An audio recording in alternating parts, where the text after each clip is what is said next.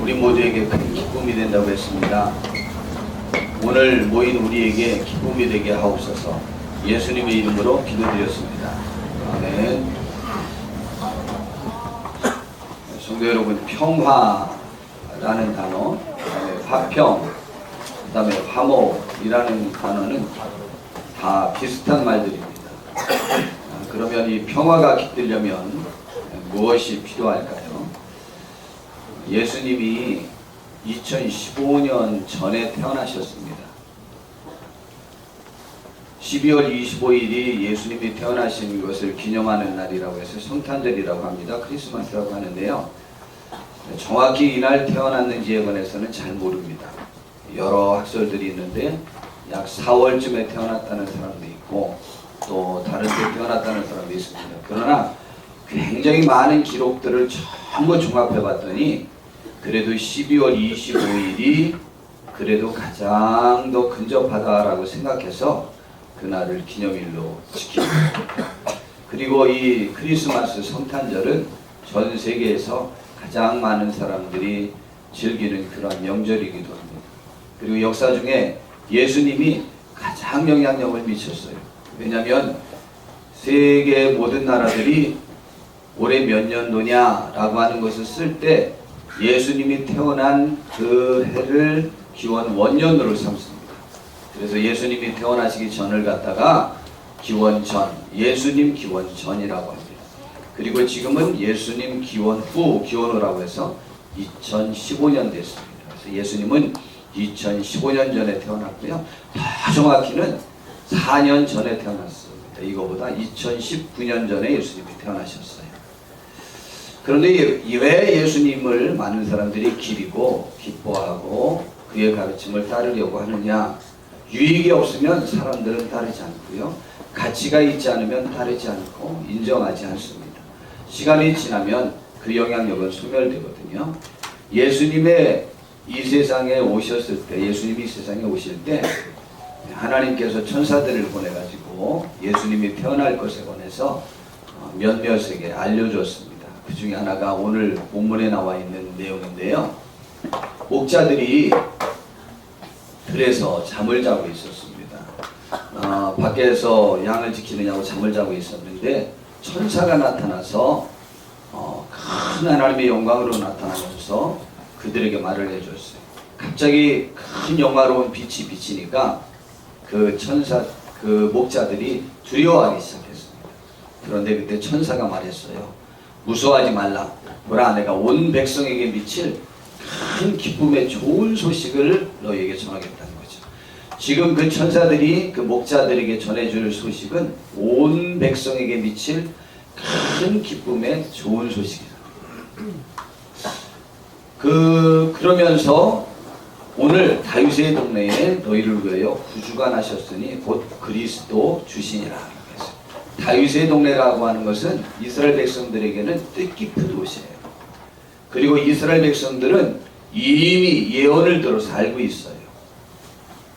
다윗의 동네에서, 다윗의 고향에서 이스라엘 백성을 구원할, 또 몇몇 선지자는 깨닫고 있었는데 온 세상을 구원할 구세주 메시아가 날 것이라는 예언이 있었습니다. 그래서 지금 다윗의 동네라고 하는 것은 그들에게 있어서는 그 말 한마디로 그게 무슨 말인지 알아듣습니다. 아, 세상을 구원할 사람이 태어날 동네라는 말입니다. 그런데 거기에서 그리스도 구주가 날 것이다. 그리스도 주가 날 것이다. 그리스도라고 하는 것은 하나님이 옛날에 예언한 그 세상을 구원할 메시아라는 뜻이에요. 그 구세주가 태어날 거다라는 거예요. 예수님이 태어나시는 것에 관해서, 예수님이 하신 일에 관해서 그의 부모에게도 이미 하나님이 예언을 해주셨어요. 특별히 마리아라고 하는 여자 처녀와 요셉이라는 총각이 약혼을 했거든요. 약혼을 했는데 들려오는 소식에 의하니까 자기 약혼 여인 마리아가 임신을 했다는 거예요. 그래서 이 요셉이 깜짝 놀랐어요. 아니, 나와 약혼한 여자가 임신을 하다니. 성경에는요, 가능하면 돌로 쳐 죽이라고 했거든요. 그러니까 이 사실을 알리면 이 마리아는 돌로 쳐 죽임을 당할 수 있어요. 그런데 성경에 보니까요, 요셉이 착한 사람이래요. 착한 사람이라서 자기와 약혼한 그 약혼녀에게 그런 피해가 없기를 원하여 조용히 파혼하려고 마음으로 결정하고 있었어요. 그랬는데 꿈에 하나님의 천사가 그에게 나타났어요. 그리고 말하기를, 다윗의 자손 요셉아, 내 아내 마리아 데려오기를 무수하지 말라는 거예요. 그리고 그가 임신한 것은 딴 남자와 잠을 자서 임신한 것이 아니고 성령으로 인하여 잉태한 거다. 하나님의 능력으로 잉태한 거니까 그렇게 네가 염려하지 말아라. 그리고 아들을 낳을 거라는 거예요. 이번에 나면 아들을 낳을 것인데 이름을 예수라고 지라는 거예요. 예수. 이름에는 뜻이 있잖아요. 제 이름이 굉장히 좋은 거 알고 계시죠? 이게 넓으롱에다가요, 생각사에다가 어지련자예요. 제 이름이 굉장히 좋은 거 아시죠? 그랬더니요, 여기 학생들이 웃으면서 제 이름이 더 좋은데 하고 이렇게 생각하고 있는 것 같아요. 예, 우리 학생들 이름도 굉장히 좋습니다. 주의 영이 임하여 제 협력한 하나님의 영광을 나타낼 사람 임재혁. 얼마나 좋아요? 뭐 제 이름보다 더 좋은 것 같아요. 제가 보니까 그렇게 될 것 같아요. 근데 이름대로 되더라고요. 제가 보니까 많은 경우. 그래서 이름을 나쁘게 지으면 안 돼요. 실제로 성경에도 보니까 이름 나쁘게 지은 사람은 이름대로 살다가 이름대로 죽더라고요. 그렇게 하지 마시고 저처럼 넓고 어질게 생각하는 사람, 이제 그게 또 흠이라 날마다 착하게만 살려고 노력하다 보니까 목적을 달성하려고 막 달려가는 데 있어서 의지가 부족하고 능력이 좀 부족한 것 같아요. 여기에 그런 목적의식도 더 뛰어난 사람이 되었으면 좋겠습니다. 근데 예수라고 하는 뜻은요, 무슨 뜻이냐면은 구세주, 구원자, 뭐 그런 뜻이에요. 그 이름을 그러니까 구원자라는 이름을 지라는 거예요. 그리고 그가 자기 백성을 그들의 죄에서 구원할 자라는 거예요. 이스라엘 백성들의 구원자는요, 뭐가 구원자느냐면요, 애굽에서 430년 동안 이스라엘 백성이 종살이 했는데 하나님이 모세에게 능력을 주셔서 애굽에서 해방시킨 이스라엘 백성의 해방자예요. 그런데 하나님이 지금 온 세상의 구원자를 보내주는 구세주에 관해서는 말씀하시기를 일제 압제당한 우리를 해방시켜주는 그러한 구세주가 아니고 죄에서 구원해 주시는 해방자를 말씀하셨어요. 그래서 이 인류의 구원은요, 죄에서 해방받는 거예요. 그래서 예수님이 하실 일이 무엇인지에 관하여 정확히 말씀해 주신 것이고, 그 말씀대로 예수라고 적고 그가 할 일은 그들의 백성, 하나님의 백성들을 죄에서 구원해 주시는 사역을 감당하기 위하여 이 세상에 오실 구세주라는 거예요. 그렇게 예수님의 아버지, 육신의 아버지 요셉에게도 말했고 그 말은 이미 마리아에게는 먼저 말했습니다. 그리고 지금 태어나는 그날 목자들에게 나타나서 그 소식을 전한 거예요. 예수님이 태어나시는 것을 이 세상의 사람들 중에 제일 먼저 들은 사람이 목자들이에요. 목자는 목동이에요. 일꾼이에요. 품꾼이에요. 품꾼이 제일 먼저 들었어요. 그것도요, 밤에 밖에서 잠을 자고 양을 지키고 있었던 약간 좀 비천한 사람들이에요. 근데 그 사람들에게 그 기쁜 소식을 제일 먼저 전해줬어요. 그리고 그 증거가 뭐냐? 지금 예수님이 세상의 구세주가 태어날 곳을 다윗의 고향이라고 했는데 그곳이 베들레헴이에요. 혹은 베델이라고도 하는데 그 베들레헴에서 태어날 것이다. 가보아라. 가보면 마구간에서 태어나는데 말 구유에 강보에 쌓여있는 아기를 볼 것이다. 그것이 징조다. 너희가 가서 보면 그런 아이를 찾을 수 있을 것이다 라는 거예요. 참 신기하죠. 예수님이 세상을 구원할 구세주, 만왕의 왕, 하나님의 아들이시라고 그러고 하나님 본인이라고 했는데 그분이요, 오신 장소도 참 태어난 것도 희한한데요, 우리는 어디에서 태어났죠? 무슨 산부인과? 예, 우리는 무슨 산부인과에서 태어났어요. 그런데 예수님은요, 어디서 태어나셨느냐면 마구간, 그리고 그 구유에서 귀하게 태어나지 않았어요. 참 신기하죠. 세상을 구원할 만왕의 왕이라고 하면 왕궁에서 태어나야 되는데 왕궁에서 태어나지 않냐고 마구간에서 태어났어요. 그것은요, 하나님의 철저한 계획이셔요. 그분이 하나님이신데 자기를 낮추어서 태어나는 그 모습, 이 낮춤으로 순종하는 아주 종의 모습으로 오시려고 하는 모습을 태어나는 그 장소부터 그렇게 선택하신 거예요. 그런데 그 목자들에게 가보면 그것이 증거일 건데, 그런데 그분은 어떤 분이냐? 지극히 높은 곳에서는 하나님께 영광이 되고 땅에서는 하나님이 기뻐하신 사람들 중에 평화가 임할 사람이기 때문에 그가 나심은 땅에 큰 기쁨이 된다고 말씀한 거예요. 바로 하나님께는 예수님이 태어나셔서 이 세상에 하시는 모든 일들이 하나님을 크게 기쁘시게 하고 크게 하나님의 영광을 나타내고 하나님의 어떤 분임을 세상에 가장 잘 보이는 삶을 살 뿐이라는 거예요. 그리고 그분으로 인하여 사람들이 이제 평화를 누리는 거예요. 이 평화는 두 가지 평화인데, 하나님과의 평화, 관계된 사람들과의 평화예요. 그 평화를 누리는 거예요. 이 앞자리가 좀 남았습니다. 4자리는 남았어요. 윤호도 이쪽으로 가고 이거 앞으로 해주고 앞자리로 보내주세요. 자, 아유, 박민수 성도님 앞으로 오세요. 자, 그리고 그 다음에 이제 됐습니다. 자, 그런데요, 그래서 이제 사람들에게 평화가 되는데, 그 평화는 어떻게 해서 유지된다고 생각합니까? 그리고 예수님이요, 이렇게 낮은 부족한 모습으로 오셨어요. 여러분, 제가 사람들에게 누가 평화가 있는 거 하니, 나보다 높은 사람과 있으면 마음이 좀 불편해요. 그래서 우리 사람들은요, 이 말을 좋아하는 사람도 있고 싫어하는 사람도 있어요. 사람들은 끼리끼리 놀아요. 끼리끼리. 정말 끼리끼리 노는데요. 여기 광현이라는 우리 올해 학생 회장이거든요. 정말 착해요. 그런데요, 멀리서 사는 착하다고 그랬더니 친구들이 인정을 못합니다. 저 옛날에 놀았어. 옛날에 노는 거하고 지금 착한 거하고 아무 상관이 없어요. 자, 형이랑 좀 싸워가지고 착하지 않은데 그래도 요즘은 덜 싸워요. 자, 그런데요, 이 광현이가 신월동 화곡동에서 친구들을 많이 데려왔어요. 근데 참 신기합니다. 우리 모두 우리 교사들이나 교회에서 전부만 하는데 어쩌면 다 착하냐? 착한 것 굉장히 좋은 거예요. 자, 그런데요, 정말 착합니다. 끼리끼리 놉니다. 이건 사실입니다. 사람들도 끼리끼리 놀고요, 짐승들도 끼리끼리 놀고요, 고기들도 끼리끼리 놉니다. 크기가 비슷한 것들끼리 놀아요. 다 비슷합니다. 그런데요, 예수님이요, 마구간에 오셨어요. 예수님이 어떤 분인지를 우리 이해하는 한 예화, 우리 전에 한번 들어봤던 예화예요. 예화 좀 하나 들어볼게요. 어떤 교회에요, 할머니 권사님이 있었답니다.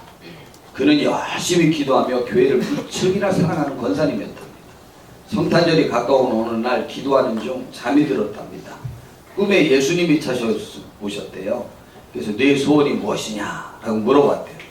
그래서 제 소원은요, 예수님을 저희 집에 한 번만이라도 좀 모시고 싶은 것입니다. 그랬대요. 알았다.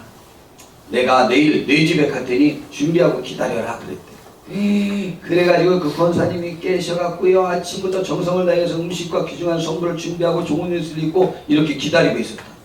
그런데요, 난 12시가 다 되어가도 오시지 않더니 아마 예수님이 자기 집을 잘 못 찾아서 늦어진가 보다 하고 생각하고 계속 기다렸지만 오후 2시, 3시가 되어도 예수님이 안 오시더래요. 왜 오시지 않을까? 너무 들리실 때가 많아서 늦어지는 걸까? 하고 기다리고 있었대요. 근데 촉촉하게 기다리고 있는데 웬 거지가 찾아와서 부고를 하더랍니다. 권사님은 화가 나서 당장 쫓아버리고 말았다.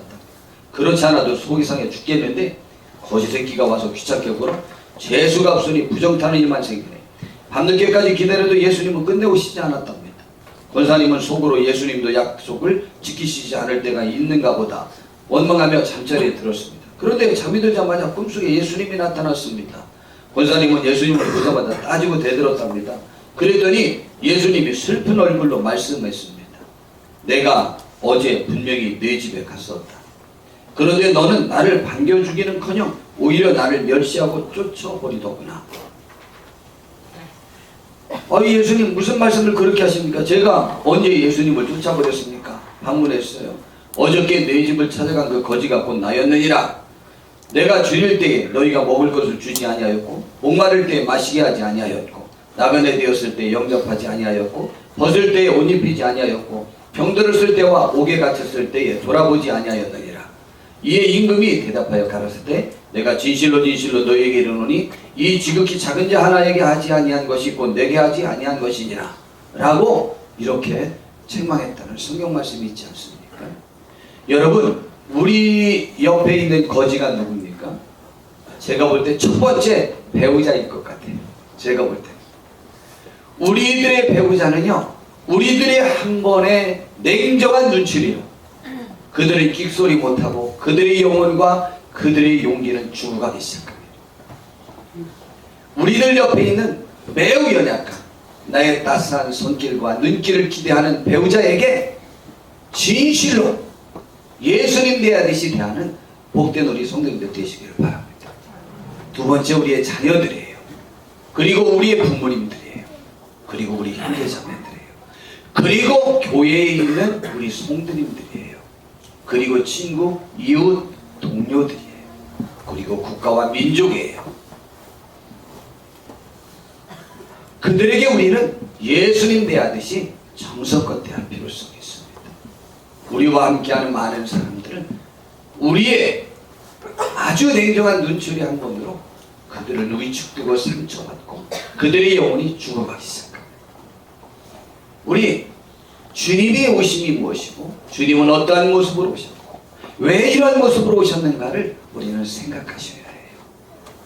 우리들의 마음속에 내가 그를 잘 대해 주었을 때 그가 나에게 평안을 줄 수 있고 혹은 그가 나에게 식사 대접을 할 수 있고 좋은 직장을 줄 수 있고 나에게 좋은 보직을 줄 수 있을 것이라는 생각 때문에 그에게 잘 대해 주는 것이 아니고 그는 훌륭한 배우자감이라고 생각되어져서 내가 그에게 잘 대해줘야 그가 나를 선택할 것 같은 생각에 그 앞에 잘 보이는 것이 그것이 주님이 원하시는 사랑의 표현은 아니에요. 그렇다고 해서 그들에게 함부로 대하라는 것은 결코 아니에요. 우리의 목적은 우리에게 있는 사랑을 전하기 위한 것이에요. 바로 예수님이 하셨던 것처럼. 왜 예수님의 탄생이, 그분의 태어나심이 하나님께는 영광이 되고 땅에서는 평화가 이루어지는 결과를 가져왔을까요? 평화는 쌍방의 노력이 필요할까요? 전 물론 그렇다고 생각합니다. 그런데 그 노력은 희생을 말하죠. 쌍방의 노력이 필요한다는 것은 쌍방의 희생이 필요합니다. 그러나 정확히 더 따져보면요, 그 희생은 한쪽 편의 일방적인 희생일 경우가 굉장히 많이 있습니다. 그리고 누군가 먼저 희생하지 않으면 평화는 이루어질 수 없습니다. 평화를 위해서 같이 쌍방이 노력한다고요?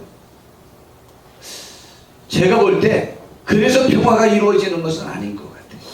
오히려 평화는요, 일직편, 한쪽 편이 먼저 자기가 더 많이 이상했을 때 결과적으로 포용되어지고 사랑이 나눠지고 평화가 있는 것이지, 내가 한 만큼 똑같은 것을 기대했을 때는 결코 평화는 이루어질 수 없어요. 우리 동영상 하나를 좀 보도록 하겠습니다. 아주 전에도 한번 이거 본 것 같기도 한데 제가 많이 눈물도 흘리고 그런 동영상을 한번 좀 보는데, 이 동영상은요 우리나라에서 실제 있었던 사건입니다. 1800년대 96명에 들으십시오. 96명의 베트남 보트피물을 살린 전재웅 선장의 실화입니다. 한번 좀 보도록 하겠습니다.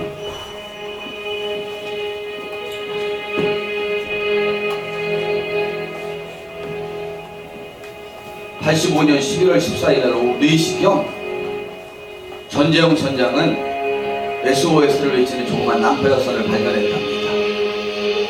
그들은 베트남 보트피플이었습니다. 보트피플이란 월남의 패망으로 공산화가 된 베트남에서 보트로 출발한 난민들을 일컫는 말입니다.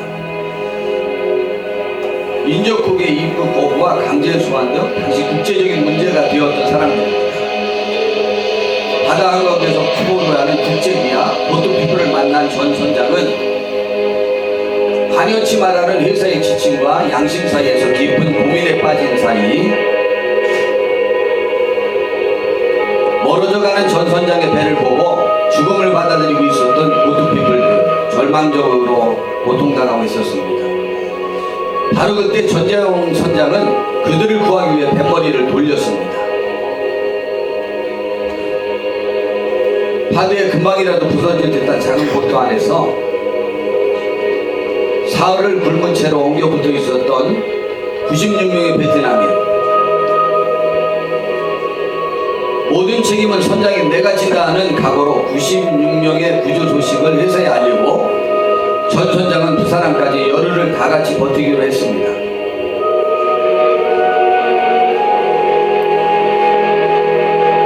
보트피플의 대표 피톤 우엔이 평생 잊지 못하는 전재영 선장과 보낸 열흘,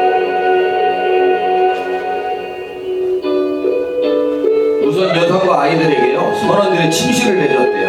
참 희생했죠. 노인과 환자는 선장실로 모셔와 치료하고 보살핀 전 선장과 한국 선원들, 선장실까지 내줬습니다. 선원이 25명의 열흘 식량과 생수로 96명의 베트남인과 나눠 먹었습니다. 식량이 떨어지니까 선장은 그 사람들에게 필사적으로 안심시켰는데, 우리가 잡은 참치가 많으니까 안심하세요, 여러분은 안전합니다 라고 안심시켰답니다. 피톤 우엔이 가족 생각에 슬퍼할 때마다 전 선장은 극진히 그를 위로했습니다.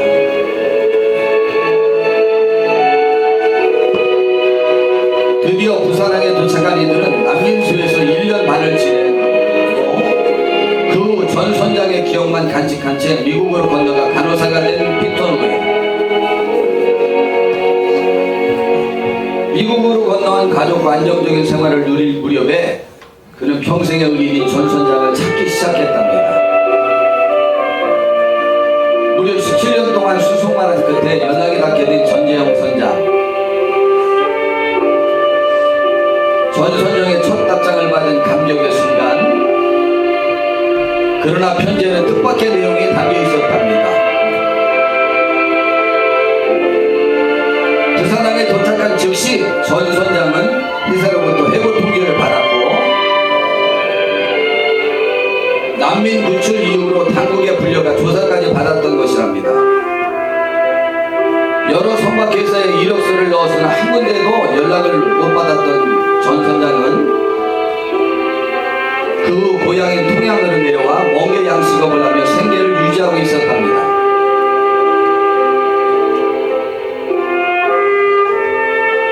그리고 전재영 선장의 편지의 마지막 내용은 더욱 뜻밖이었습니다. 보트피플을 구조할 때 저의 미래와 경력까지 희생해야 한다는 걸 알고 있었습니다. 예, 알고 있었답니다. 지금까지 저는 96명의 생명을 살린 저의 선택을 한 번도 후회한 적 없습니다. 2004년 드디어 두 사람의 만남이 이루어졌다. 피터 우엔과 수많은 베트남인들, 취재진이 전 선장을 기다렸다.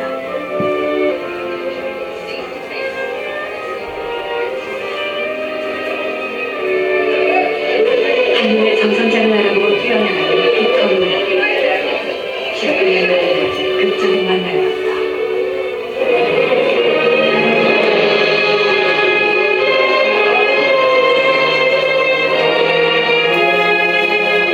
사랑합니다. 미국으로 이렇게 와주셔서 감사합니다. 10년 만이네요. 10년.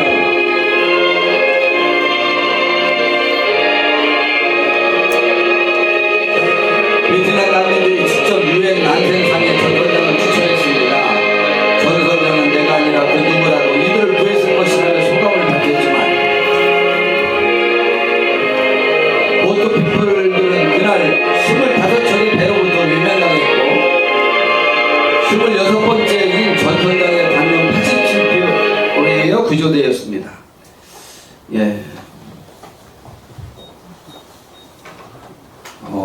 눈물 나죠. 야, 자기가 이 사람들 구하면 이제 한국에 오자마자 완전히 퇴직당하고 굉장히 어려워질 것이라는 것 알고 있었어요. 그것을 알고 구했답니다. 그리고 19년이 지난 지금도 그때 자기를 한 번도 후회해보지 않는다. 하나님은 우리에게 이런 말씀을 주십니다. 그가 찔림은 우리의 허물 때문이에요. 예수님에 관한 예언이에요. 예수님이 태어나시기 전 약 600년 전에 이사야라는 선지자가 예수님이 하실 일을 보고 말씀하신 거예요. 그가 찔림은, 십자가에 못 박혀 찔림은 우리의 허물 때문이요, 그가 상함은 우리의 죄악 때문이라. 그가 징계를 받음으로 우리는 평화를 누리고 그가 채찍에 맞음으로 우리는 나음을 받았도다. 우리는 다 양 같아서 그릇해가여 각기 제 길로 갔거늘 여호와께서는 우리 모두의 죄악을 그에게 담당시키셨다. 생명이 사라지고 그들이 다시 평화를 누릴 수 있는 것이 양쪽의 노력 때문이었다고요? 한쪽이 희생을 각오하지 않는 한 제가 보기엔 평화는 굉장히 불가능한 것 같습니다. 전재용 선장님이 자기의 희생을 각오했어요. 알고 있었어요. 그 일을 하면 자기에게 어떤 피해가 올지. 그런데 그 피해를 감수하기로 결정한 거예요. 왜냐하면 생명의 가치가 귀하다고 생각했기 때문에.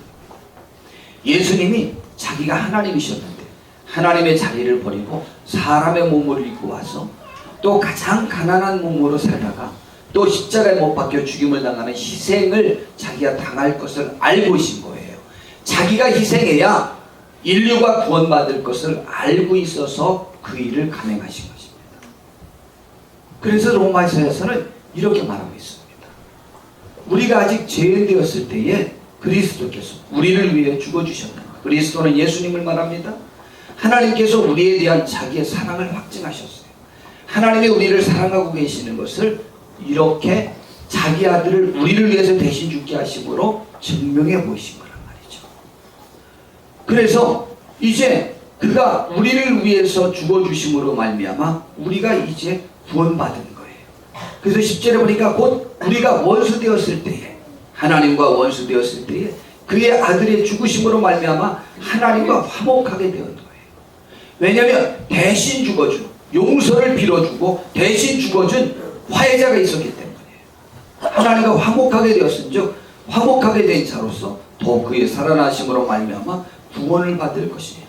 그뿐 아니라 이제 우리로 화목하게 하신 우리 주 예수 그리스도로 말미암아 하나님 안에서 또한 우리가 즐거워하면서 누릴 수 있게 된다는 거예요. 바로 우리와 하나님을 화목하게 하고 사람들과의 관계에서도 그 사랑을 힘입어서 화목하게 살게 하려고 예수님이 먼저 희생하셔서 그 일이 이루어졌다는 거예요. 우리가 언제 그렇게 해달라고 요구했을 때 예수님이 하셨나요? 아니에요. 우리가 낳기도 전에, 우리가 아직 죄인이었을 때에 예수님은 이미 그 일을 이루어 놓으신 것입니다. 부모와 자녀가 화목하게 지내는 데에는 부모와 자녀의 쌍방의 노력이 필요합니다. 제가 보기엔 분명히 맞습니다. 그러나 실상은요, 부모의 사랑과 헌신과 희생이 우선 밑받침이 된 결과이지 자녀가 부모에게 많은 노력을 내서 그런 것이 아닌 경우가 많이 있습니다. 또한 이 예수님의 희생의 사랑을 이 세상에 전하기 위해서도요, 그럼 예수님이 우리를 위해서 희생하셔서 우리가 하나님과 화목하고 사람이 평화롭게 살 수 있게 해주셨다는 이 사실을 모르는 사람이 많은데, 이 사실을 전하는 그 일에도요 우리의 희생이 필요합니다. 우리 희생이 있어야 하나님이 우리에게 평화를 주시려고 베푸신 그 사랑을 다른 사람들도 누리게 할 수 있는 것입니다. 이 사진 좀 하나 보도록 하겠습니다. 이 사진이 좀 끔찍하긴 한데요, 이 사진이 밑에 붉은 것이 핏물이에요. 군인들이요 위에 무너지지 않게 지키느냐고 이 받침대인 군인들을 공격을 합니다. 이 나라를 공격을 하는데 생명을 내걸고 이것을 지킴으로 밑받침해주고 위에 평화가 있는 그림이죠. 이게 누가 그렸나 제가 살펴보려더니 잘 살필 수가 없어서 그 희생 위에 평화가 있다는 것을 상징적으로 그린 그림입니다. 예, 희생이 없는 평화가 있을 것 같습니까? 그것은요, 천국에 가야 가는 거예요. 천국에 가면 모두가 평화로워요. 예수님의 희생 위에 천국이 건설되었으니까. 그러나 그것은 천국에 가서의 이야기입니다. 이 세상에서는요, 희생이 없이는 평화는 절대 불가합니다.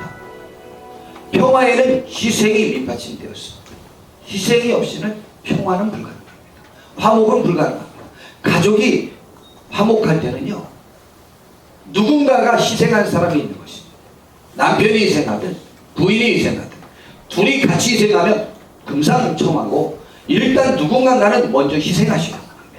그 의식이 있는 사람들을 필요로 하는 것입니다.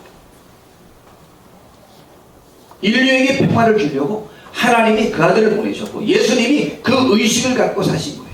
그래서 먼저 희생하셨고 그 희생에 감격한 사람이 사랑을 실천해서 평화가 이루어지기 시작한 거예요.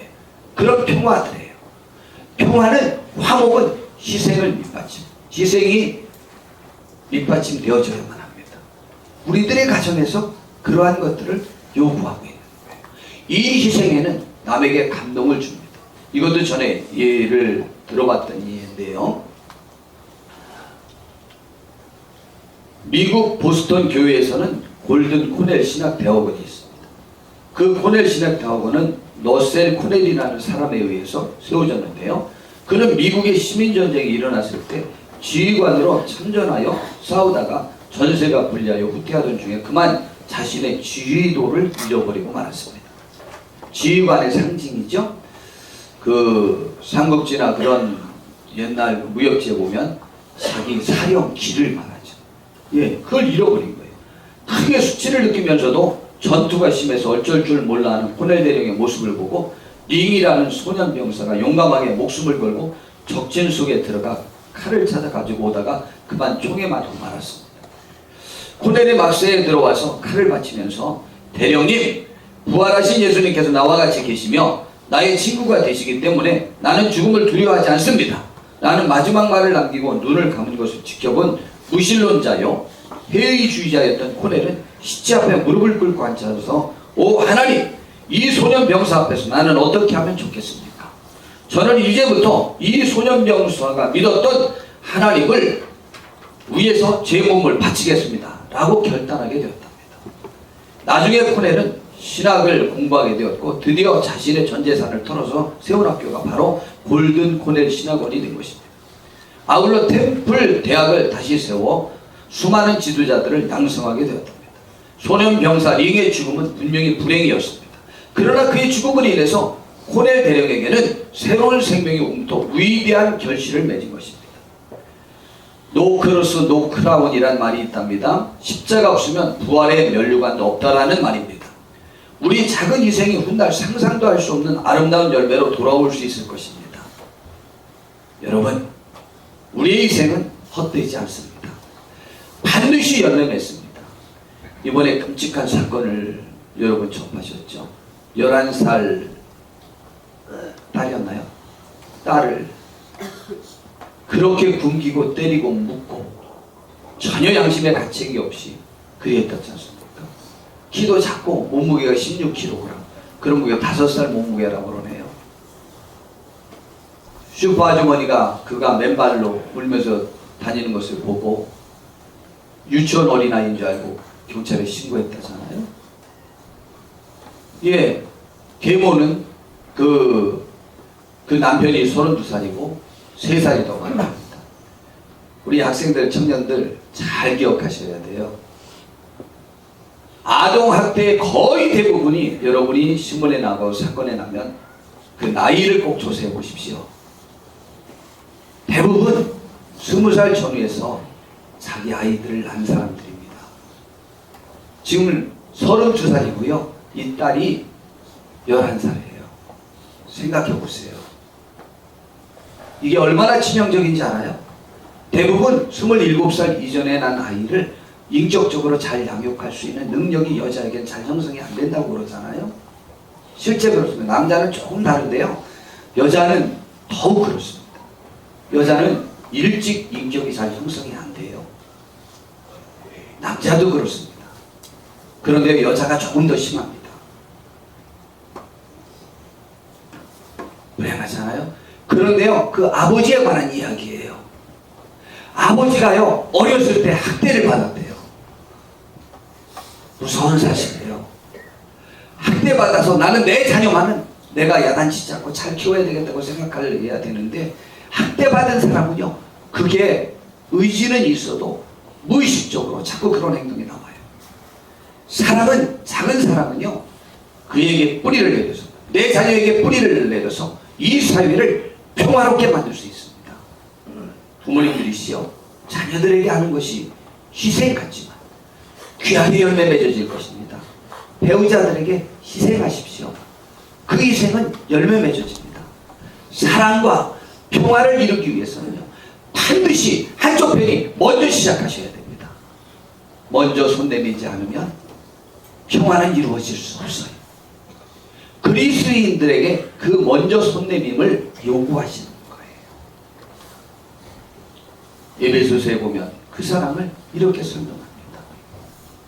그는 우리의 화평이신지라 둘로 하나를 만드사 원수된 것 곧 중간에 막힌 담을 육체로 하시고, 예, 사람들이 화평하지 못하고 싸우고 다투는 그 사람들, 이 부분을 이경옥 선교사님이 잘 설명했죠. 가까운 데 있는 너희와 멀리 있었던 사람들을 하나 되게 만든다는 것이죠. 하나님과의 화목인데요, 먼저 유대인과 이방인의 화목이에요. 이것을 우리들에게 적용하면 먼저 교회 안에 있는 사람들이 화목하시고 이 화목함을 이웃에게 전하셔야 돼요. 그리고 함께 하나님 나라로 가셔서 하나님과 화목하게 하는 일에 우리가 힘쓰는 사람들이 되어야 되겠다는 거예요. 예수님이 그 일을 위해서 자기를 화목 제물로 드린 거예요. 제물은 뭐냐면 우리가 제사 드릴 때 그러잖아요. 우리 이 제물을 받으시고 신령님이시여 우리의 용서를 사하고 복내려 주시옵소서. 그게 제물이에요. 죄 없는 짐승이 제물이 대신 죽어준 거예요. 예수님이 우리 대신 죽어주심으로 하나님과 평화를 누릴 수 있는 것을 가로막은 그 막힌 담을 예수님이 하신 거예요.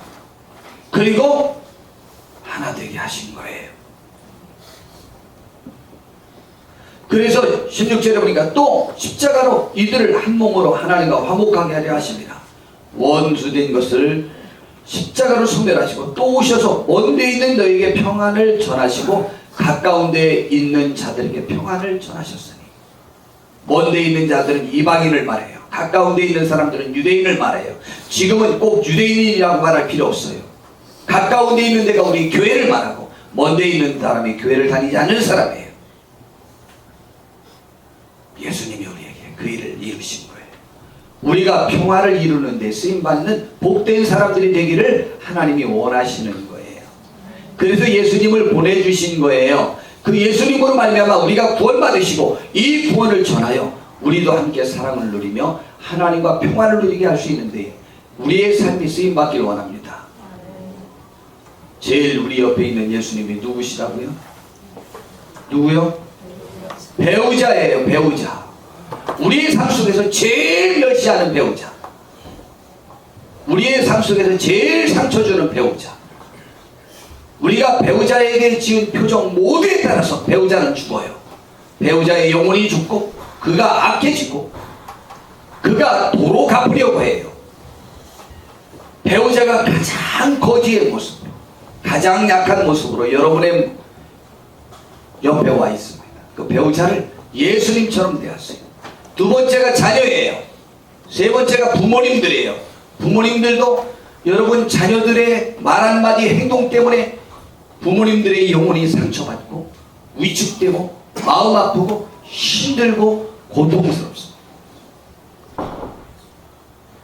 그 다음엔 형제 자매들이에요.